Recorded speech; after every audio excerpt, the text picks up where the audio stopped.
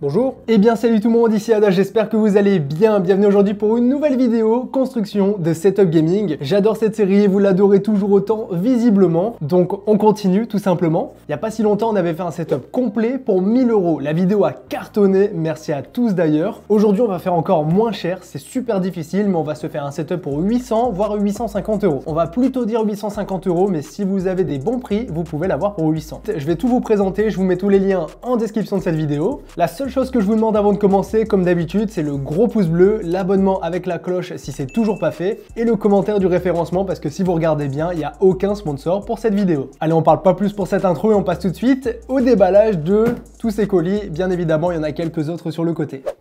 Premier colis.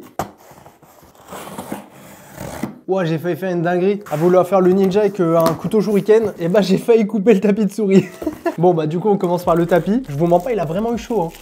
Là, c'était tout juste. Tapis de souris pour commencer. Ah, il est stylé! J'avais peur du résultat, que vu le prix où je l'ai payé, je vous parlerai des prix, tout ça après. Mais regardez, petit tapis pour habiller tout ce setup, franchement, c'est plutôt pas mal. La qualité a l'air assez ok. Vous voyez que directement, on peut le poser sur le bureau, ça va pas faire deux plis. Donc, je vous donnerai tout ça après, la ref, les prix, vous connaissez très bien. Là, on se fait juste le déballage. Bon, ensuite, dans le colis, on a un clavier. Hop là. Alors le clavier nous vient de chez Drevo. Drevo, on va dire Drevo. Donc c'est le modèle Tearfight V2, je l'avais déjà acheté une fois il y a longtemps, je dirais que ça fait plus d'1 an c'est sûr. Donc visuellement on est sur ça. Bien sûr on va tout de suite ouvrir cette petite boîte. Pour l'instant ça ressemble à ça. C'est pareil, c'est un clavier que j'ai vraiment pas payé cher, il me semble qu'on est en dessous des 50 €. Ça c'est du bon bruit. Donc clavier mécanique, hop, donc contenu de la boîte, petit extracteur, on a aussi un câble, et c'est de l'USB-C, donc c'est très bien, USB-C. Petite notice, petits stickers aussi, et le clavier en lui-même que je n'allume pas pour l'instant, vous verrez ça après. Clavier qu'on peut d'ailleurs surélever un petit peu. Pour ceux que ça intéresse, mais moi je préfère quand il est plat. Donc voici, franchement j'ai bon espoir que ce soit un très bon produit pour son prix parce que prix super compétitif et clavier qui normalement est bien réactif, qui est joli visuellement avec son RGB, donc on verra ça juste après. On enchaîne maintenant avec deux autres produits. La souris. Alors la souris, désolé, il n'y a pas de suspense, c'est la G502 de chez Logitech. Vous l'avez déjà vu, notamment dans des constructions de setup, c'est pas pour rien. Actuellement, elle a un prix qui est super intéressant et je voyais aucun intérêt de vous acheter une autre souris pour changer parce que bah ça c'est une très bonne souris. Je l'ai déjà testé maintes et maintes fois, je sais de quoi je parle, c'est vraiment du bon matos. Donc on va passer, hein, c'était juste pour vous présenter rapidement ça. Donc forcément, il n'y a plus vraiment de déballage. Donc si niveau packaging, on a toujours les poids ajustables pour cette souris. Sinon, ce petit bijou en lui-même, pour le prix, je vous en parlerai juste après, les qualités, les défauts, mais il y a surtout des qualités. Colis suivant, le casque. Alors le casque, désolé, pas de suspense non plus. Je l'ai reçu, non je l'ai pas reçu comme ça, je l'ai déballé. Anecdote sur ce casque, je voulais tester Amazon Prime en Allemagne et du coup j'ai commandé ce casque. J'ai voulu annuler la commande mais c'est arrivé super vite, du coup j'ai pas pu. Et au final je me suis dit bon bah tant pis, je vais vous le présenter en vidéo. Je l'ai pas sélectionné au pif parce que je l'avais acheté. J'ai bien sûr cherché un petit peu ce que je pouvais mettre comme casque et actuellement il a un bon prix, donc le HyperX Cloud 2. Pareil, je vous en parlerai un peu après. Mais ouais, je trouvais que l'anecdote était assez marrante et finalement c'est plutôt bien tombé parce que bah si je ne l'avais pas acheté, je l'aurais acheté pour cette vidéo. Alors, niveau packaging, on est comme ça. Ça date, le Cloud 2, c'était l'un de mes premiers casques gamer, comme je pense pour beaucoup de monde. On va dire que c'est une super bonne référence pour son prix. Là, on a des petites oreillettes de rechange, le microphone, le casque en lui-même qui a vraiment un aspect premium, ça c'est cool. On connaît, hein, le Cloud 2, c'est mon casque personnel, j'ai juste le sans fil de mon côté, mais très bon casque.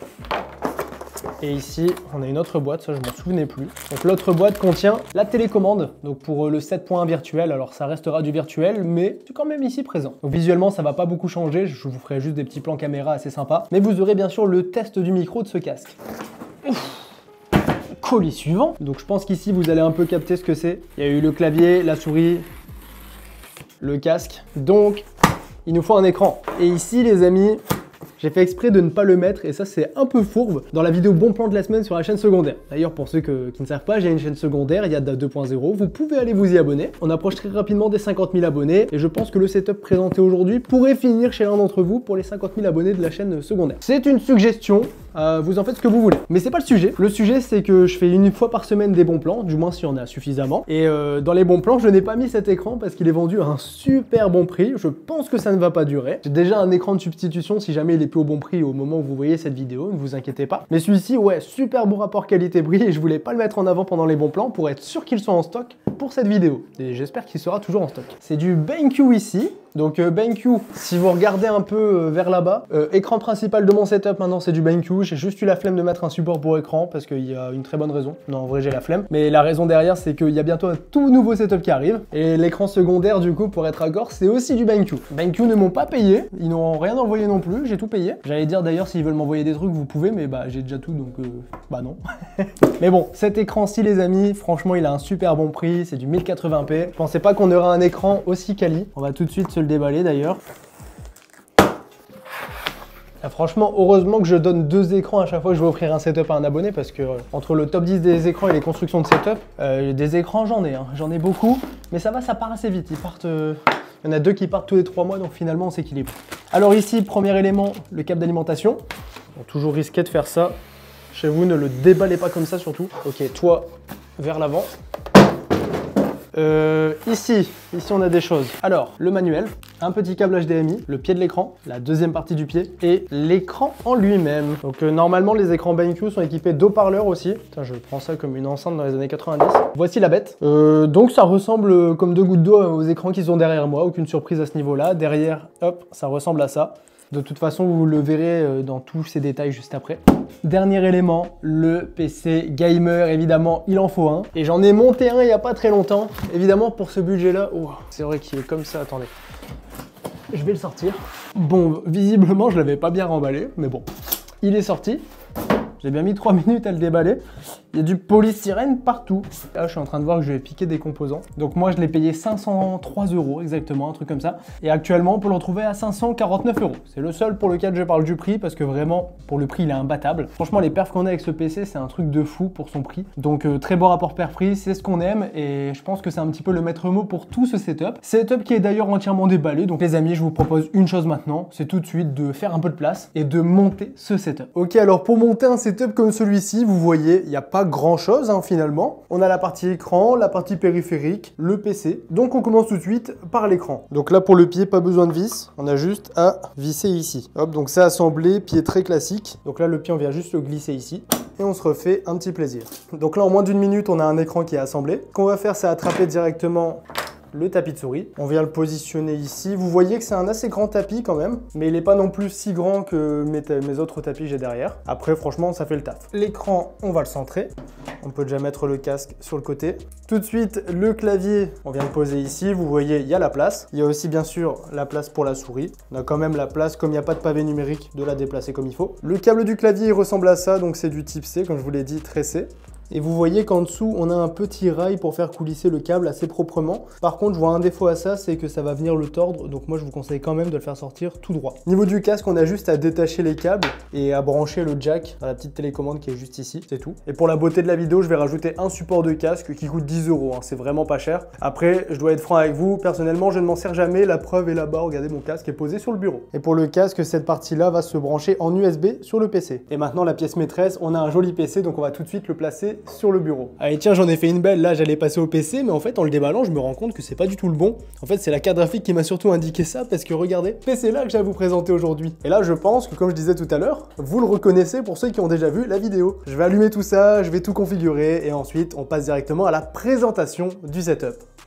Ok les amis, on se retrouve maintenant avec un setup qui est monté. Donc c'était rapide à faire, mais franchement le rendu est vraiment pas mal. Donc quand on rentre dans la pièce, on a ce genre de rendu pour le setup et je trouve ça vraiment top pour le budget qu'on avait. Et franchement ce qui est cool, c'est qu'on n'a pas vraiment fait de concessions et tout ça je vais vous l'expliquer tout de suite. Parce que maintenant on passe directement à la présentation en détail de tous les produits. Bon finalement ça va aller assez vite parce qu'il n'y a pas grand chose. Bon directement ce qui m'intéresse, c'est le tapis de souris. Franchement regardez-moi ce rendu. J'adore les effets, alors il est assez fin, hein, toujours comme pour pour les tapis, pas très cher. Mais vous voyez qu'il est directement plaqué au niveau du bureau, ça passe très très bien à ce niveau-là. La texture est assez bonne, la glisse de la souris est assez bonne aussi, donc c'est plutôt pas mal. Niveau du prix, vous l'avez juste ici, on peut l'avoir pour 17 €. C'est pas hors de prix et c'est parfait pour cette vidéo. Le second produit dont j'ai envie de vous parler, c'est cette souris, la Logitech G502, qui est toujours aussi incroyable, hein, selon moi. Actuellement, elle est vendue à 40 €. On a des boutons programmables sur le côté, le bouton sniper, le repose-pouce juste ici, d'autres boutons programmables, de quoi régler les DPI, la roulette infinie aussi. Ici, c'est pas du caoutchouc, je le précise tout de même, c'est du plastique. Et en dessous, on a aussi un très bon capteur. Pour moi, le seul défaut de cette souris, c'est au niveau du câble, tout simplement parce que vous le voyez, il est pas tressé. Il a même l'air assez fragile, même si un petit peu renforcé ici. Mais dans l'ensemble, je trouve qu'elle a un super bon rapport qualité-prix. Donc là, la fiche produit, elle est juste ici, je vous l'ai dit, 40 €. Franchement, c'est vraiment pas mal. On continue dans les périphériques avec directement le clavier. Le clavier que je trouve, je vous le dis tout de suite, vraiment génial pour le prix. Je regrette presque même de ne pas l'avoir acheté avant pour le mettre dans ma vidéo top des meilleurs claviers parce que franchement, il a tout pour lui par rapport au prix. Alors déjà, niveau du look, je sais pas comment vous le trouvez, mais moi, j'adore. Franchement, j'ai vraiment bien accroché. Il a un RGB dynamique malgré un prix vraiment pas cher. Il a différents modes de RGB. Regardez, je vais vous montrer en le branchant. Donc là, on le rebranche. Hop. Et là, regardez, il nous fait une petite animation au démarrage. C'est vraiment pas mal. Et après, avec le logiciel Drevo, on peut régler différents modes de RGB. Sinon, vous le voyez ici, aucun pavé numérique. Donc, on a de la place. On peut se prendre un petit bureau parce que forcément, avec un seul écran,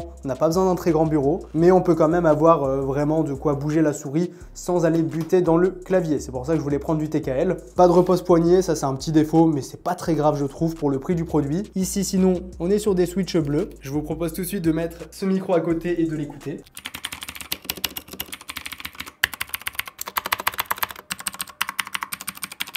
Et maintenant, en mettant le micro sur moi,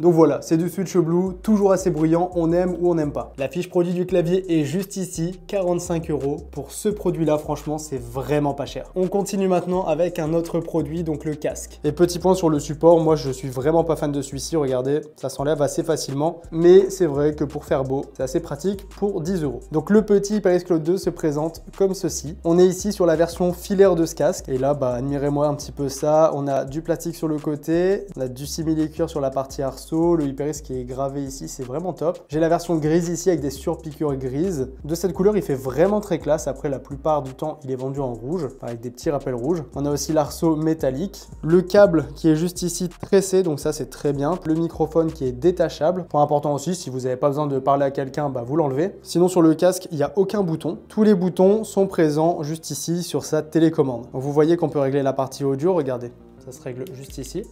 Vous pouvez aussi régler le microphone. Microphone, vous aurez un test après. Vous pouvez activer ou désactiver le 7.1 virtuel et aussi mute et démute le microphone. Donc casque assez complet et ce que j'aime beaucoup aussi, c'est son câble. Il est vraiment très long. Vous avez vraiment de quoi faire. Vous pouvez un peu bouger dans la pièce même si c'est pas un câble sans fil. Et là, la fiche produit est juste ici. Actuellement, il est à 65 €, sachant que moi, je l'ai eu à 55 € avec des promos. Mais 65 €, c'est un prix qu'on retrouve assez régulièrement. Bon, maintenant, les amis, il est temps de vous parler un petit peu de cet écran. Là, je pense qu'il intrigue pas mal de monde. Donc, pour l'écran, vous pouvez le voir, on est ici sur du BenQ. Franchement, il rend super bien dans ce setup et il a vraiment une importance primordiale, je trouve, parce qu'ici, c'est le seul et unique écran. Donc déjà, ce qu'on peut voir, c'est que c'est vraiment fin au niveau des bords, donc ça, c'est très très cool. Ici, c'est assez gros et oui, et ça répond à ma question, l'écran possède bien des haut-parleurs. Vous voyez la petite mention HDR ici, c'est pas pour rien. Le pied ressemble à ça, donc là, le pied n'est pas ergonomique, c'est vraiment la version très classique. Je vais vous le montrer un petit peu plus en détail ici. On va simplement pouvoir gérer l'inclinaison de l'écran, mais à une main, c'est pas pratique. Niveau des ports présents, on a la prise casque, un HDMI et un DisplayPort. Et là, on a de quoi l'alimenter. Derrière cela,